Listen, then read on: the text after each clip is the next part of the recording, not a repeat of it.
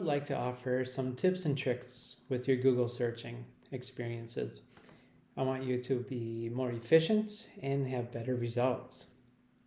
So I have a flyer that will help guide us in this discussion, and we will focus on the Percy Jackson series and learn more about the characters from that book. Let's have a look at this. So this question, what food does Tyson like best? Tyson is referring to one of the characters from the Percy Jackson books. And let's type that in a search. So what food does Tyson like best? And the results I get is crazy. Over 46 million results. So any website, article, or resource that has Tyson, favorite food, like best, are showing up. That's crazy. So you obviously don't have enough time to look through all that. Let's try to find more reliable resources and less.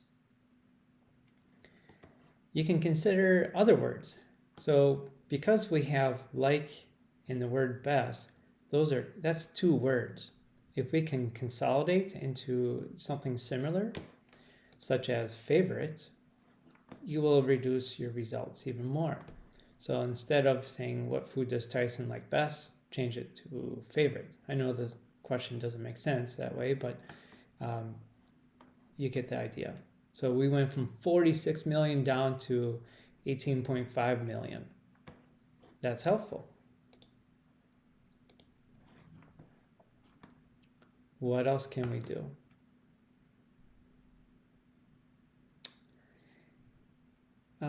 In addition to changing like best to favorite, we could also add Percy Jackson to that search.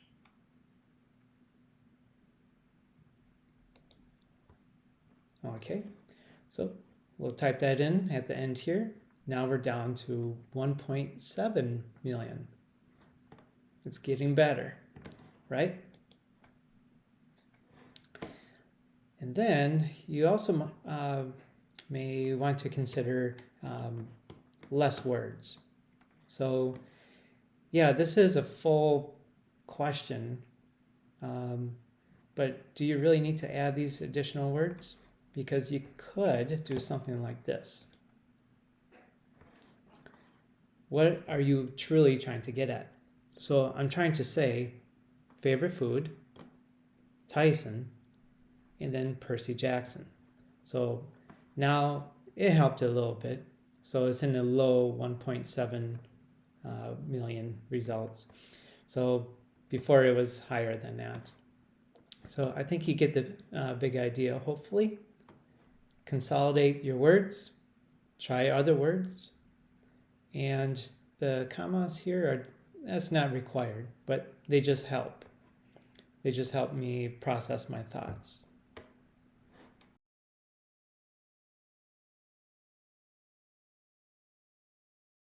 Type in a search in Google, you are actually doing what's called a query. When you run a query, there's other things you can do besides what I just showed you.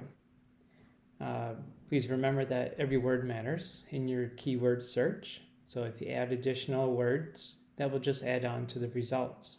So simplify your thought in your search query. The actual order of the words matter as well. So in this example, if you do a search for blue sky and then flip that with sky blue, this is what you get. Here's blue sky. 1.9 billion results. And then if you change the words around, you get with sky blue, then you get 1.8 billion.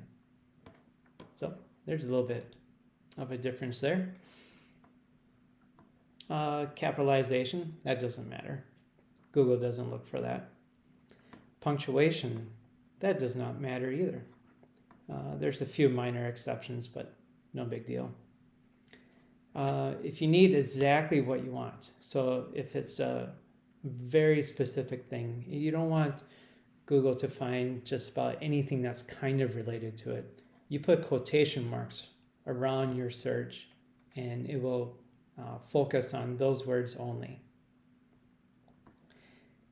Here we have helper words and in the word or. So what that means is you're typing in one item. So if you want Percy Jackson and Tyler's favorite food, so you want to broaden that search, you might have something a little more specific, or if you're just not finding enough information that's reliable or relevant, you can broaden your search by adding those two words. The recommendation I have for your queries is to eliminate words. So let's say you're doing some research on bugs. You type in the word bugs, and then you get 770 million results in less than a second, by the way. What if you typed in bugs, comma, and then put a minus movie, so that way you don't get any movies related to bugs, comma, minus insect to help eliminate additional words. Then that reduces the total amount of your search results from 770 million down to 608 million.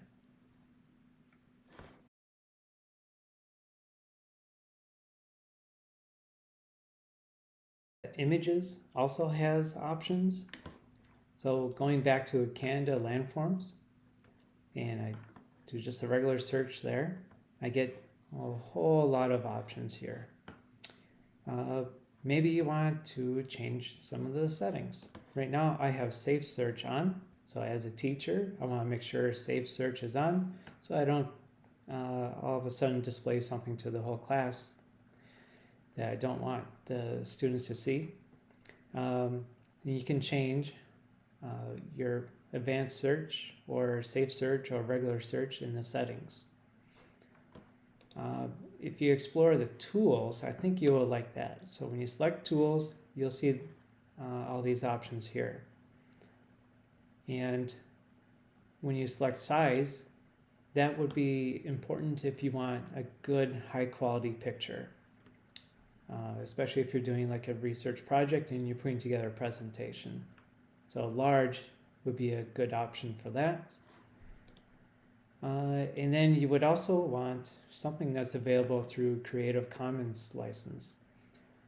When you do that, that's saying that you can use this picture for educational purposes, and typically they say not-for-profit reasons.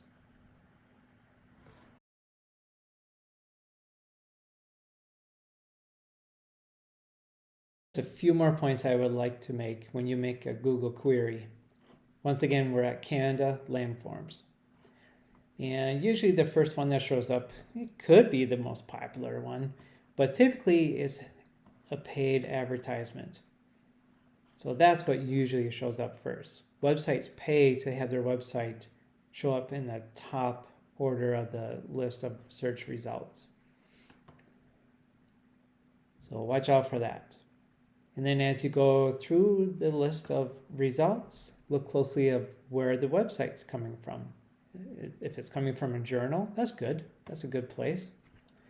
If it's an encyclopedia, that's great. Wikipedia, that's debatable in some situations, but for the most part, it could be true. And then you are looking at the actual websites. This is not research. This is browsing for websites. To actually get information, click on the website, make sure everything looks good and safe and valid or trustworthy. And before clicking, you could also look at the date of when the website article was published. Questions to consider when you are viewing websites from your query, your Google search. Some things just might not be true. So think about this. Does the information seem unbelievable? If it's ridiculous, just absolutely absurd, then it's unbelievable. Move on to something else. Does it make sense to you or others? It could be the quality of the website and how it's designed, or maybe it's the content. So just keep in mind that anyone can publish a website, and not everyone's an expert, you might say, or a design expert. So go with a website that you feel comfortable with. Does what you read conflict with something you already know to be true? So you have done research already, or you have seen things before. If there's one little piece that might be untrue, then the rest of the website could be questionable as well. Does the writing seem something is grossly exaggerated? People can always just elaborate on one main point, but they forget all the other supporting details as well. So then it looks like something is grossly exaggerated. So look for a variety of information about your topic. Is there a way to check this information out so you know whether it is true or not? So in other words, does the website have an author? Is the website owned by a trustworthy resource? Does it look like it was just made by someone sketchy? You can go ahead, just use your own best judgment on where the information is coming from. Thank you for watching. I hope you learned at least one thing that can help you become more efficient and also safe with your Google searches.